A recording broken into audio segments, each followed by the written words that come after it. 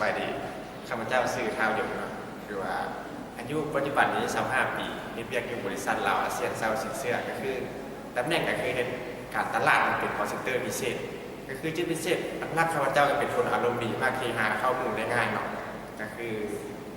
เข้าได้หมดทุกคนเลยว่าบอกว่าหมู่หญิงหรือหมู่ชายเนาะก็คือหลักๆก็เป็นคนอารมณ์ดีแบบนั้นแต่งานอดิเรกก็คือมักเล่นกีฬาบ่ออกไปพบหมู่พบปะสร้างสรรค์คู่หรือว่าไปออกกำลังกายอยู่สถานที่ต่างๆหรือว่าสถานที่รอบกีฬานะแต่ว่า